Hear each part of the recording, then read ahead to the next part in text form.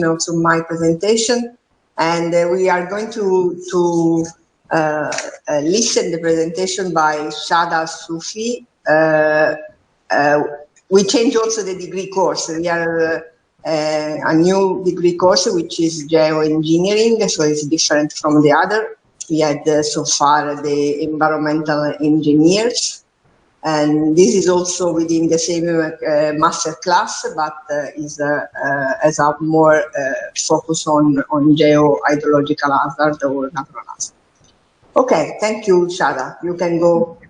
You can share your screen and introduce. Can you see my presentation? Yes, thank you. Okay, thank you. Good afternoon. My name is Shada Sufi. I'm going to present to you the topic of my thesis entitled Analysis of Two-Dimensional Aggravation of Seismic Basin Effects in Two-Layered Soil Deposit, which was done under the supervision of Dr. Marco Cielli and Professor Johan Paciuruso. This work has been done with the National Research Program, which name is ReLewis. Let me first give you a brief overview on the general topic, starting from the ground motion, which is the movement of Earth's surface due to earthquakes. The characteristic of ground motion at a particular site influenced by seismicity of the source, location of the site relative to seismic source, nature of rupture at the source, site effect, and local site effect.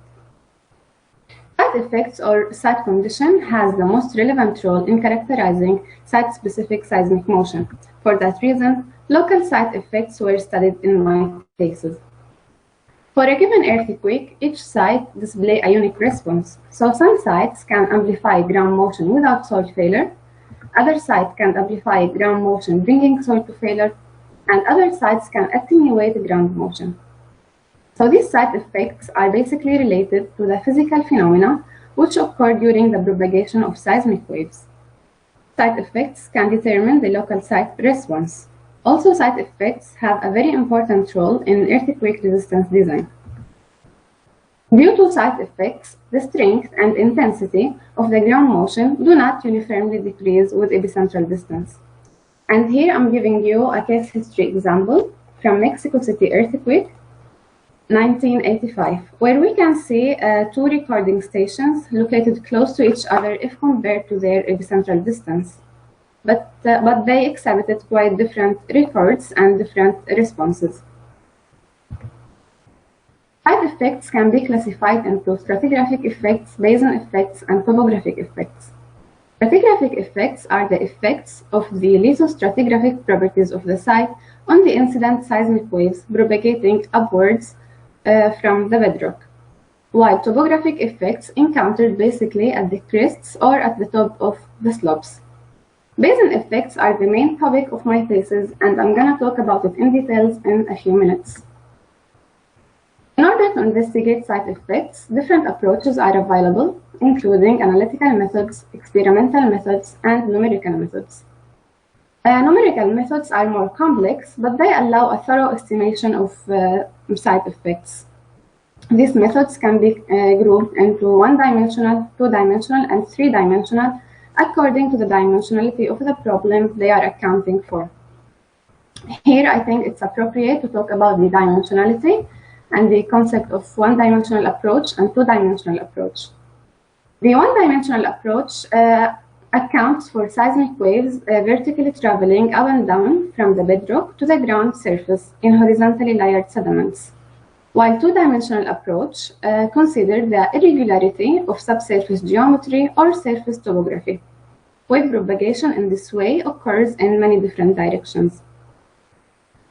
It's possible to reconduct a real scenario of one-dimensional scheme if the bedrock and the soil layers are at least approximately horizontal.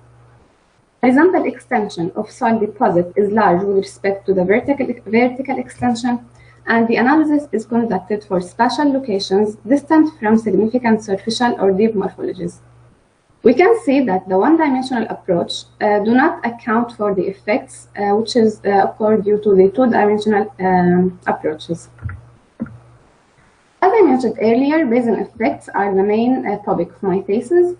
Basin effects results from the interaction of seismic waves and deep morphology, and the resulting phenomena of focusing and defocusing of seismic waves, also from the interaction of body waves and surface waves generated at the edge. Basin effects are basically two-dimensional and three-dimensional, and with respect to the one-dimensional, they result in varying degrees of amplification along the basin, significant increase in motion duration, and significant amplification over a larger domain of frequencies. In order to investigate these basin effects, as I mentioned earlier, different approaches are available, but actually, and in spite of the simplicity of one-dimensional analysis, we saw that it's alone inadequate. So in this case, the use of two-dimensional analysis could be essential to get more realistic estimate, but it's actually too complex to be performed routinely. So the question here will be, how can we account for the two-dimensional effects from the outputs of one-dimensional analysis? This will be by using a new defined factor known as the aggravation factor, which has been defined by different authors as the ratio between the two-dimensional and one-dimensional acceleration response spectrum. We can see that this aggravation is period and distance dependent.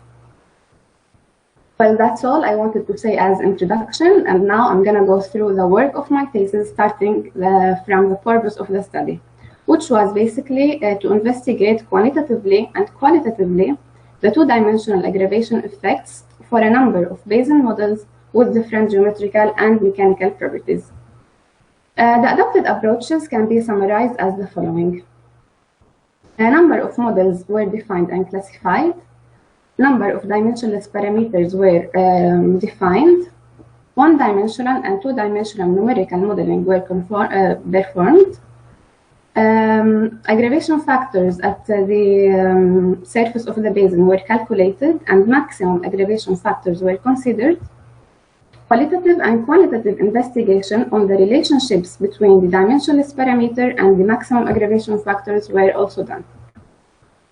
Starting by defining the models, we have symmetrical trapezoidal shaped models, and generally I have 192 basin models. Each model consists of a bedrock and two layered soil deposits.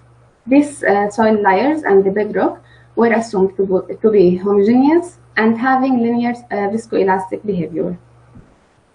Coming to the geotechnical properties, we have soil density, compression wave velocity, shear wave velocity, Poisson coefficient, damming ratio, and shear modulus. Geometrical properties. We have this 192 basin models were basically classified into 8 geometrical configurations. This configuration varying by the height of the soil deposit, the depth of the interface between soil layers, and because of the symmetry geometry, we have the half width of the basin at the ground surface.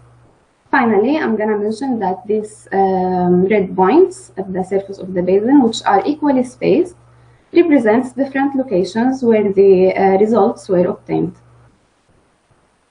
Coming to the seismic inputs, the seismic inputs were chosen to represent the motion on the outcropping bedrock, for which we have 3 different values, each of which consists of a single breaker wavelet, and these different inputs different mainly by the predominant frequency.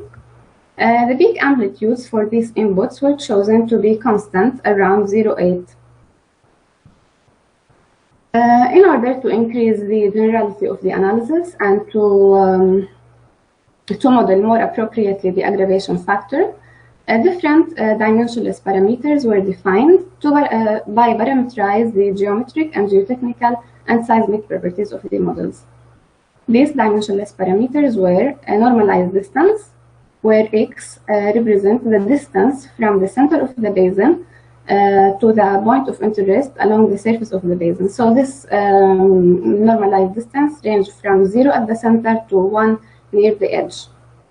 Then we have a seismic impedance ratio, for which we have 2 main values. The first one between the bedrock and the bottom soil layer, and the second one is between the 2 soil layers. Also, we have a new factor, which is the frequency and width normalized shear wave velocity of the covering soil layer. in order to combine the geometrical and geotechnical properties of the models. The geotechnical properties were expressed in dimensionless terms using two dimensionless parameters, which are shape ratio and normalized interface depth. Finally, additional two parameters were also defined by taking the ratio between damping ratio and Poisson coefficient of the covering soil layers. Here I'm showing you an example of the previously defined aggravation factor. As I said, it's a period and distance dependent, so these figures represent the aggravation factor at this point. The first two panels represent respectively the one-dimensional and two-dimensional acceleration response spectrum, while the third panel represents on x-axis the period and on y-axis the aggravation factor. One important thing that I want to say here, we can see that even if the aggravation factor has a low value, but actually the corresponding acceleration, both in two-dimensional and one-dimensional, are significantly high. So what I'm trying to say is that peak values of acceleration do not necessarily correspond to peak aggravation. Different results were obtained by investigating the relationship between peak spectral aggravation versus fundamental period, which is the spectral abscissa corresponding to peak aggravation, and peak spectral aggravation versus dimensionless parameters. These results were analyzed qualitatively through visual inspection and critical analysis, and quantitatively through statistical testing for the strength of correlation. Here we can see an example of the qualitative analysis. In this figure, we can see 8 different panels corresponding to the 8 different geometrical configuration.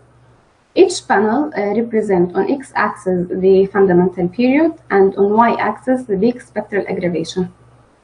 The colored dots represent the normalized distance. We can see that mostly the maximum value of peak spectral aggravation for most of the section shapes occurs at the center of the basin and occurs at the short fundamental period, which means that at short fundamental period, the two-dimensional effects are significant relative to the one-dimensional effects. Another example represents on x-axis the normalized distance and on y-axis the maximum aggravation factor.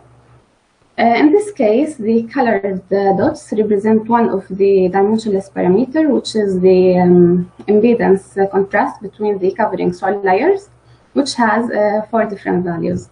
Also in this figure, we can see that maximum peak spectral aggravation occurs at the center of the basin. But it's a bit misleading to understand the trends and patterns from this figure. For that, and because the findings need to be quantitatively verified, a statistical test was performed to investigate the strength of correlation between the dimensionless parameters and the peak spectral aggravation. This was done by using the Kendall's-Tau test for statistical independence at 0.05 significant level. To do that, first we calculate a test statistic, which is Kendall's-Tau, and then calculate the p-value for rejection of the null hypothesis of statistical independence. In this table, we see an example of the results of this test. In the first case, we see that p-value higher than 0.05 significant level, which means that this parameter with the peak spectral aggravation are statistically independent. While in the second case, we see that p-value is lower than 0.05, which means that this parameter with the peak spectral aggravation are statistically dependent. So based on this quantitative and qualitative investigation, we can get the main conclusion. Peak spectral aggravation is uniformly higher than 1 above the bedrock, while it can attain values lower than 1 at basin edge. Peak spectral aggravation increase with increasing impedance ratio between the bedrock and the bottom soil layer, and also with shape ratio and normalized interface depth. The increase is more pronounced at the central part of the basin. For shallow to medium depth basin, peak spectral aggravation at short fundamental occurs at short fundamental period, while for deeper depth it occurs at higher periods. strong discordant correlation of the frequency with normalized shear wave velocity of the covering soil layers with the weak spectral aggravation was noticed. This study has shown the importance of accounting of the aggravation factor, and it can be further developed by examining the models with different basin shapes, also examining the soil nonlinearity, or by investigating the amplification on the interface between layers. Thanks for your attention.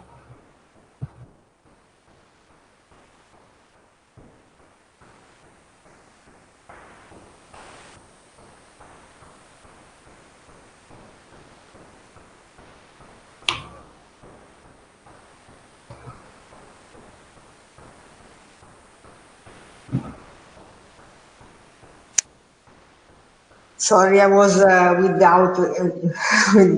was mute. I couldn't find the microphone. So are there questions for this presentation by Shada? Yeah, I have a curiosity. Please, Shada.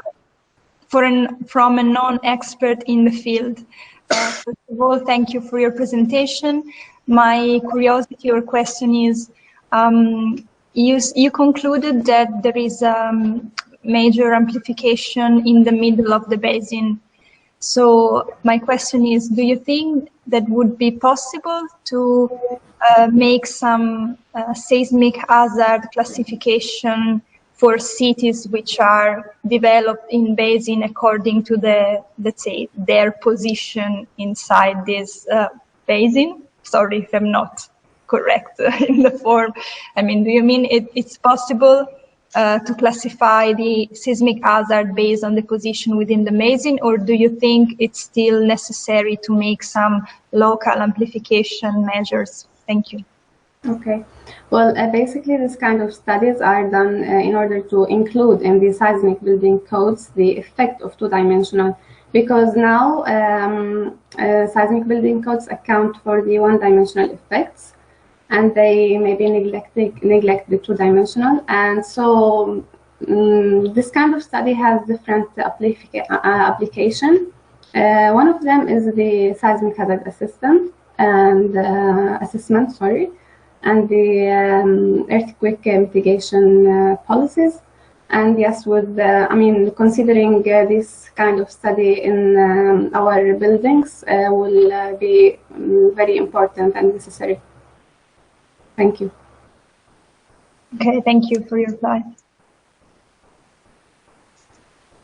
Any further comments or further questions from the audience? I have seen Joanna was open the microphone, or no? Was just I was asking, but I was asking to Shata to show more deeply which are the main consequences of research, but she has answered yet. So.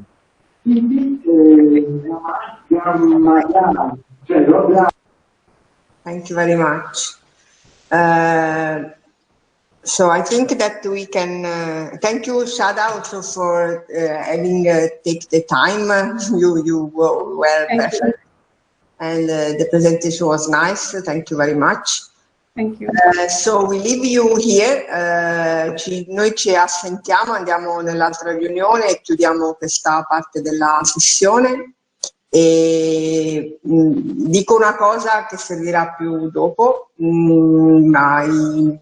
agli studenti, insomma ai laureandi.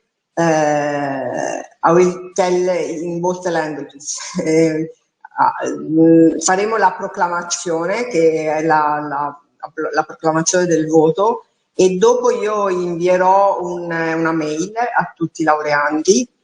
Dovrete semplicemente mandarmi una risposta scrivendo approvo, perché riporterò la votazione che però avete discusso e ascoltato prima. Funziona come firma del verbale, come se aveste firmato il verbale, ok? Quindi I will send you an email to all of you, to the students that defended the thesis today, and then you will just answer